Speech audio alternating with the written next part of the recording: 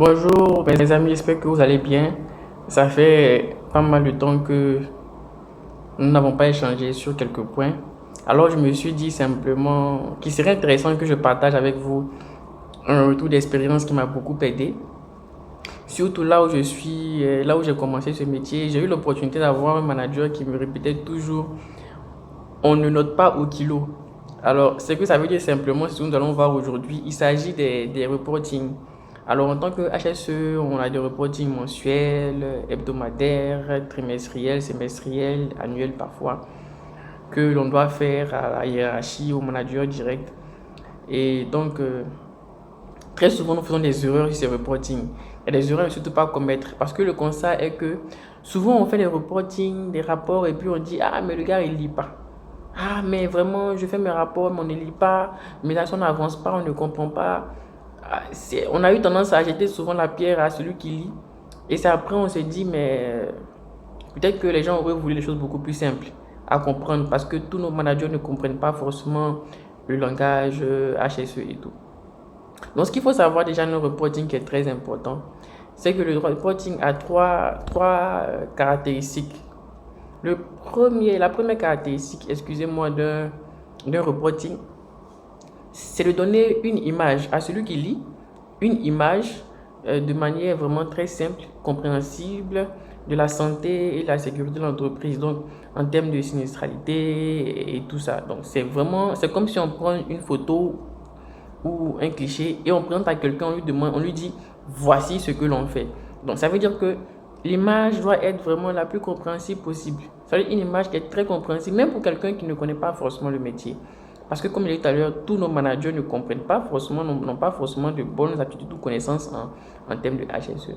Alors, la deuxième caractéristique, c'est le fait que le reporting permet à la hiérarchie de voir les activités en termes de santé et sécurité que l'on mène au quotidien et leur importance, n'est-ce pas, sur la sinistralité ou le développement de la culture. On veut voir quelle action le chef de sécurité mène et quels sont les impacts de ces actions en fait. Alors, donc, si on voit beaucoup d'actions et on se dit, malgré toutes ces actions, rien ne bouge, ça veut dire qu'il y a un problème. Donc, les reporting permettent à celui qui lit, au manager de savoir qu'est-ce que fait, ou bien qu'est-ce que fait le chef de sécurité, ou bien quelles sont les actions qu'il mène, et est-ce qu'elles ont des importances, et est-ce que ces actions ont des répercussions, n'est-ce pas, sur la baisse de la sinistralité. La troisième chose qui est très importante, c'est que le reporting de manière générale, le reporting permet de prendre des décisions. Alors, il faudrait qu'on comprenne que le but du reporting, ce n'est pas de présenter des résultats, mais bien de comprendre l'activité, de connaître ce que nous menons au quotidien comme activité en tant que HSE, mais aussi, il doit aider à prendre des décisions, notamment sur les facteurs bloquants.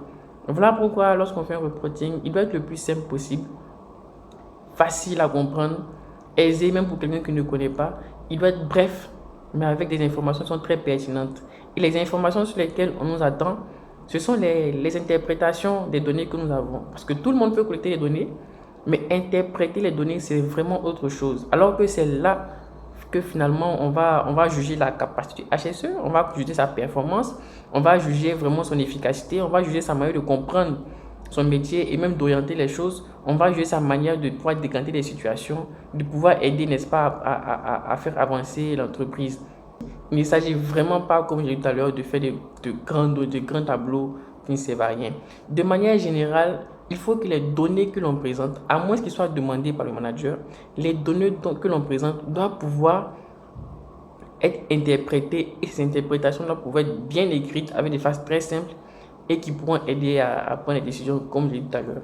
Voilà pourquoi je vous présente un modèle de reporting. Alors c'est simple, hein? Donc on met le logo, le reporting et tout.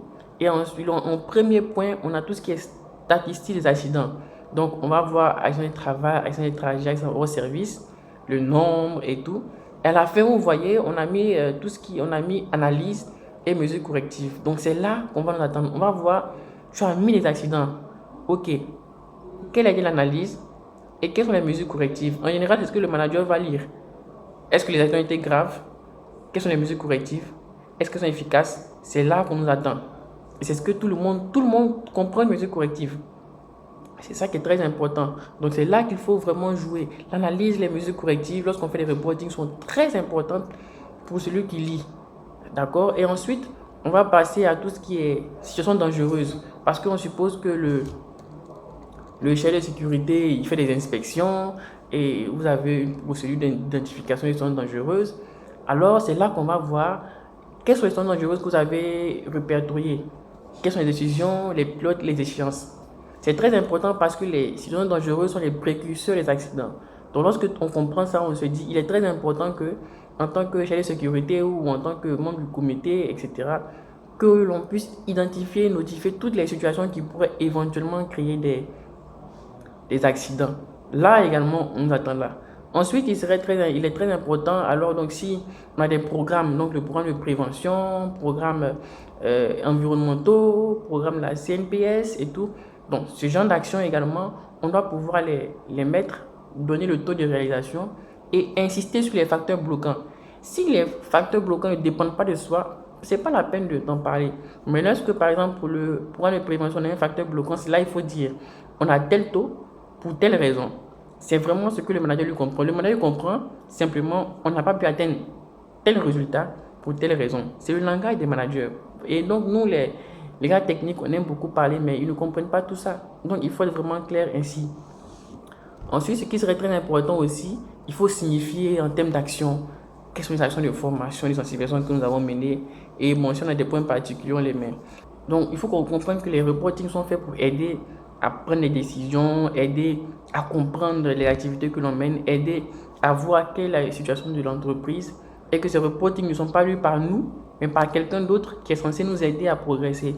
Donc, lorsque nous faisons les rapports, il faut se dire, est-ce qu'il va comprendre? Est-ce que c'est simple? Est-ce qu'il n'y a pas beaucoup de phrases que je peux diminuer pour qu'il puisse vraiment saisir quels sont les points capitaux? Et c'est alors seulement que là, vous allez voir que quand les reportings sont rédigés ainsi, celui qui reçoit n'a aucun problème à lire parce qu'il s'attend à avoir vraiment une structure du genre voici le programme, voici le problème, voici l'objectif. On n'a pas pu atteindre l'objectif pour telle raison. Quand c'est comme ça, le manager comprend assez rapidement et il se dit il doit s'activer pour pouvoir corriger un peu tout. Donc c'est vraiment ce que je voulais partager avec vous ce matin. Allez, je vous souhaite bonne journée. Surtout, revoyons nos manières de refaire nos reporting. Un reporting long avec beaucoup de phrases ne sert pas à grand chose. En entreprise, les gens n'ont pas le temps de lire tout ça. Apprenons à être simple, précis, concis et ça pourra nous aider nous-mêmes à pouvoir aller de l'avant. Alors donc, je vous remercie. Allez, au revoir, bye bye.